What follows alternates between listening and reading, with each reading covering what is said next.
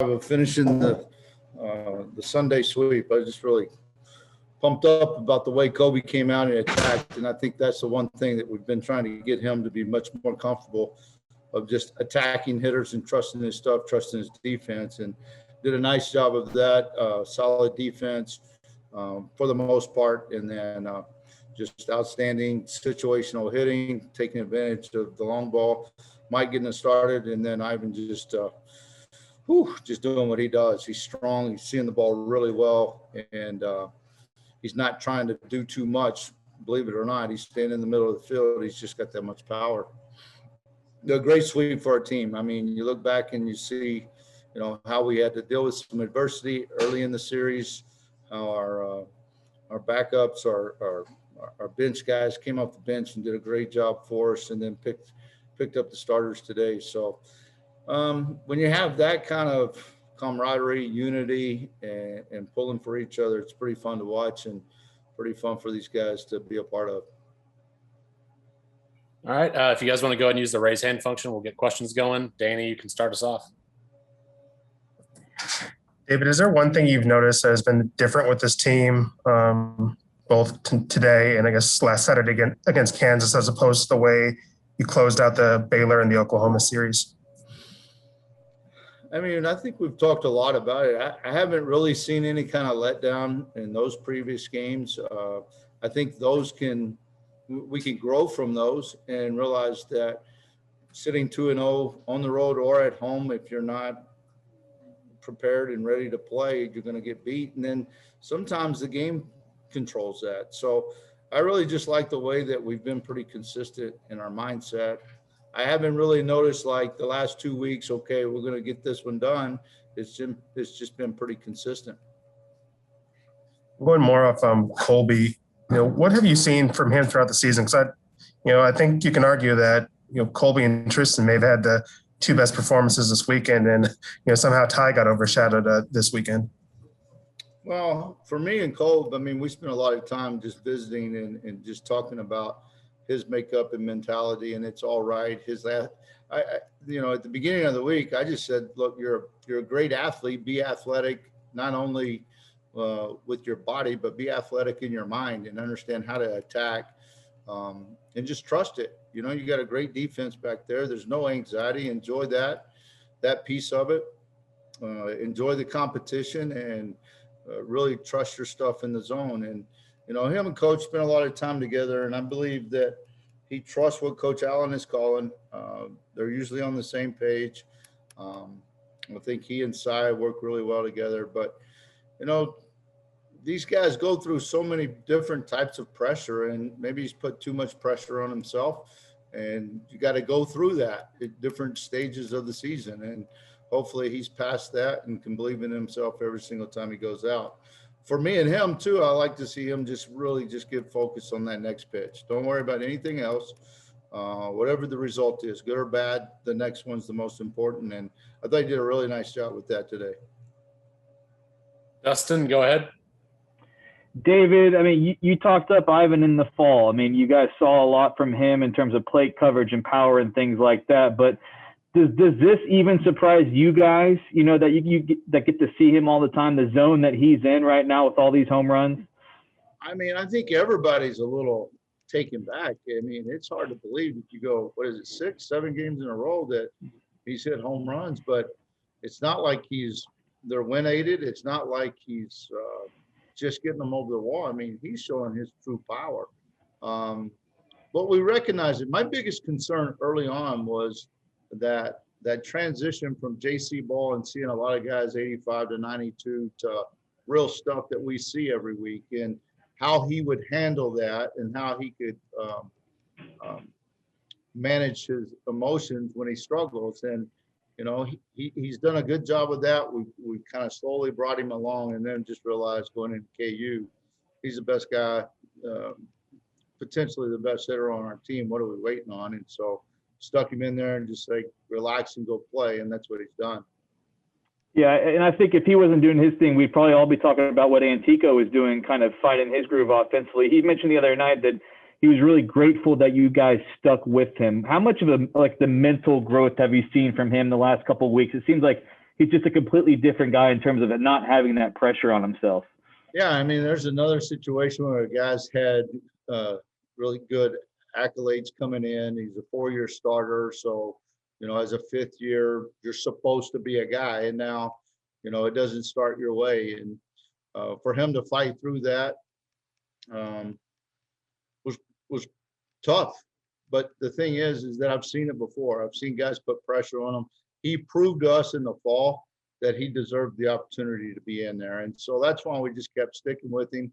And then here and there, tweaking a thing or two, and then just sitting him down and just basically giving him the approval that you're going to make some mistakes, the approval that you don't have to be perfect. I mean, we talked to a lot of our guys about that individually, but I think it just relieved him and allowed him to go out and play the game that he loves to play and go out and just be a part of it instead of trying to force that I've got to be a guy. I just got to be a part of it and do my job. And he's done a really nice job of that in the last couple of weeks.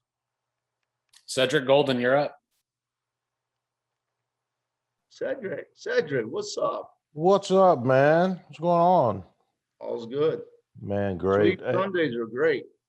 Oh, I know. They really are. Hey, when you're seeing the kind of easy power you're getting, and not just from Ivan, but from other guys, how does that allow your pitching staff to be looser and to settle in and just throw strikes because they know that offensive support's coming? Yeah, I think that's valid. And I also think the defense is valid. And, if you feel like we talked about in our position players meeting this morning about presence. And when you have presence in the box, pitchers look and view you differently. Now you do that in a balanced lineup, they feel like I've got to make this pitch instead of just pitching. And I think that's what our offense is starting to create. On the flip side of that, if I'm pitching for this team, I'm going to trust this defense and just know that I'm just a piece of this whole and I'm going to do my part. And I think Kolb did a great job of doing that for 7 innings today. Bob Ballou, go ahead. David, since those back-to-back losses to OU and A&M, you've outscored opponents, I think 83-18. What is maybe that part of it's coincidence, maybe it's not, but what does it tell you about the way you're winning these games? What does that kind of tell you about your team, the way you've done? I know it's not the most elite competition you face this year, but what does it tell you about the way you guys are kind of just going through guys right now or going through teams right now? I mean, I wouldn't sell OU and A&M too short, though. They're both pretty quality teams. We've just played really well. And even in the Big 12, you look at KU and K-State, if you don't show up, you're going to get beat in the league. It's that simple. But what I've enjoyed watching is watching our players put in the work with Coach Miller and Tulo. And they are so bought into what our reports are and how we're going to approach it. And now they're reaping benefits from it that, I mean, how do you not just get totally locked in? But our guys get here early. They spend a lot of time together. They talk about just their swings. They talk about approach. They talk about just the game. And it's a great thing to see. And I just credit our 2 assistant coaches that do such a great job with our offensive guys. And they trust them so much. But for me, too, to go in and you can put a 7 spot up. You can put an 8 spot up. So we can strike quickly with the power, with the speed. But at the same time, today was a little more methodical, but the power came out. It wasn't, we're never going to get to that point where why aren't we winning the game 7-0 in the 3rd inning? It's baseball. But for us to just have clear minds and stay in the middle of the field, I mean, if you look at our power and even our doubles, there's a lot of balls in the gap, a lot of balls oppo line, and that's good hitting. And that's from good teaching. I think our guys are doing a great job of teaching. Got time for a couple last ones. We'll go Roger, then Jeff. Hey, David, a lot of your guys haven't been this deep in a college season. We've got the new, selection format for this year. You've got you guys climbing the rankings, a lot of attention to your team. Is that an issue? Is that something you discuss, or the older guys keep the younger guys in check? Is that something you guys talk about? Raj, we have in the past, we've had at different times, but honestly, this year, we are so locked in of just being together and and playing the game. I'm just trying to avoid any type of distraction that may affect their preparation or that may affect their outcome because they're concerned about other things they can't control. And I truly mean that, because I've literally sat teams down before and give them quizzes on how the RPI works. And certain teams have handled that really well.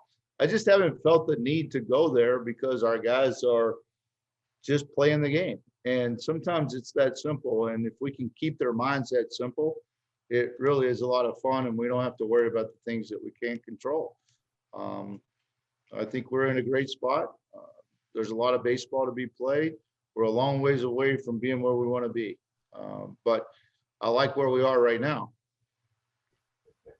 Last one to you, Jeff.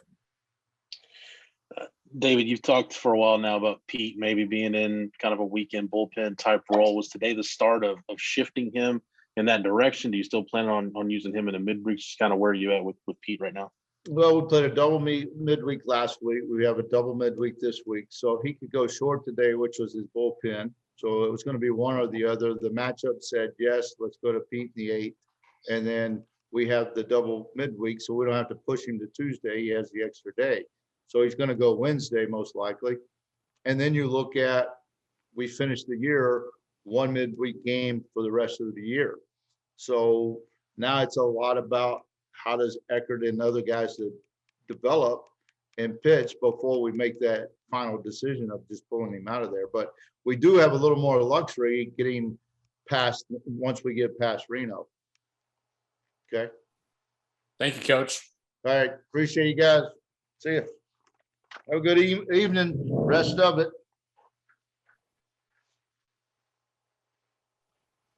Yeah, Ivan, how much has Tulo helped, not just you, but you guys in general, whether it's approach, anything he's tweaked? How much of a help has Tulo been lately? He's helped tremendously. He gathers all the information you can think of on, the other pitchers, as far as like their velos, what their tendencies, their percentages, see if he's tipping pitches. He's a big leaguer, he knows it. So he helps tremendously, that's for sure. Dustin, go ahead. Ivan, describe to us what it's like to be in this kind of zone. I mean, we're clearly not capable of going out there and doing that. So what's kind of going through your head? Do people just like talk to you in the dugout, or they kind of stay away when you're that hot, or like what's it like to be in this kind of hitting zone? No, everybody's around me. We're a team. I think we're built pretty strong together as a team. I would just say sticking to my routine, whether it's going great, whether it's going bad. One day you go for 3, one day you go 3 for 3. You just got to keep working. And sometimes you can't control your result, but you can control how hard you work. And, usually when you work hard, good things happen. You make it sound like it's just kind of, every at bat's kind of the same, but do you feel like you're seeing beach balls right now, or is it just I'm just kind of doing my thing?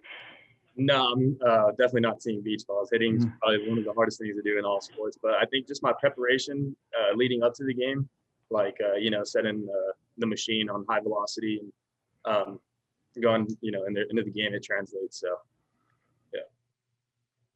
Danny Davis, you're up. Ivan, I'm sure by now you're aware of what the NCAA record is for most straight games of the home run. What are your thoughts about you being in the conversation for chasing that? And do you think you can get to 8? I don't really think about it. I just go out there and just try to hit the ball and help the team win. I see it all over my, social medias and whatnot, but I try to just clear it. And, it's kind of, I don't want it to be a distraction. So I just go out there and play. Have you ever gotten over this past week, have you ever gotten this much attention on social media, and have you had to, turn off your phone at night because it's blowing up too much? No, the last time I've gotten this much attention on social media is when I committed here, actually. So I don't know if it's just the university and the brand or the logo, but, I think just being here is pretty awesome. It gives you the attention, so. Colin, go ahead. Hey, Ivan, I'm Colin from KTSM in El Paso. Just wanted to see kind of a little bit. I mean, first of all, when you were coming out of El Paso, who was it? Were there other Division I programs that were recruiting you, or were you mostly getting stuff from JUCO guys? Yeah. So out of high school, I had about like 4 or 5 JUCO offers, and they were all, from they all offered me as a two-way. I was given the opportunity to pitch and hit. I only had one Division I offer out of high school, which is New Mexico State, like 45 minutes away from home, but it was very little. It was probably like maybe the least amount they can offer, like 25%. They try to throw in some, financial aid, or not financial aid, in-state tuition, and try to work things out. But, it didn't work out for my family and I. And I thought going JUCO was the best decision for me and my career. So. Got you. I guess I got just two more questions. Just what does it mean to you to kind of represent El Paso over there in Austin? And obviously you're tearing the cover off the ball right now. What does that mean to you?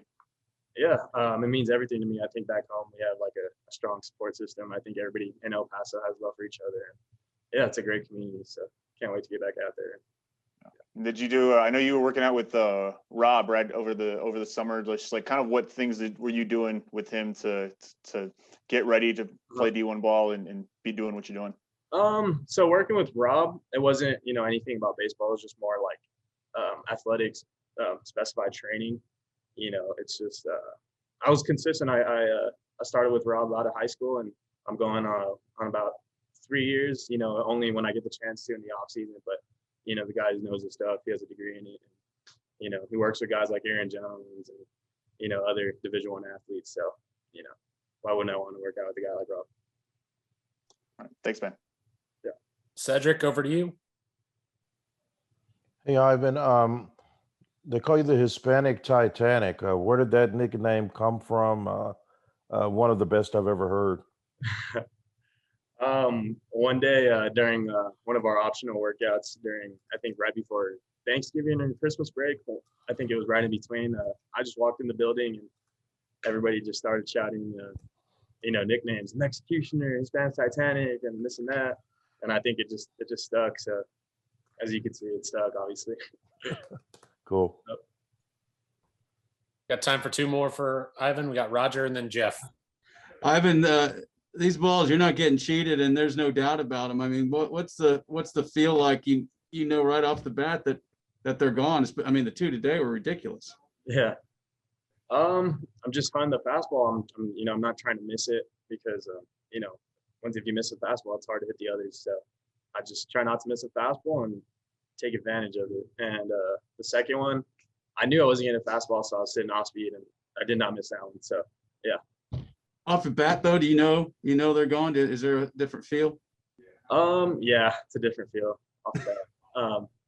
I mean, sometimes you barrel them and they don't go out. It just depends on where you catch it. If you catch it out in front, you barrel it. It's most likely going to be a home run, honestly, it could be anybody. So just, yeah. Last one to you, Jeff. Hey, Ivan, just in terms of your strengths and your power, I mean, how much of that is just like coming up as a ball player when you were younger? Did the power always come naturally? Did you hone it? Have you always been a big weight room guy? Like, where does that power come from? And from a strength standpoint, what have you focused on to generate that? Ever since Little League, I was always one of the strongest kids on the team. I was always like, a big, thick kid, I guess. My dad's a pretty big guy. So I think he just handed that down to me. But yeah, I'm a real big weight room guy. I try not to miss any of the optional workouts that we have, just because, we're in season and, you could lose strength, but I just try to go in there and maintain strength. Yeah. Any particular lifts you focus on?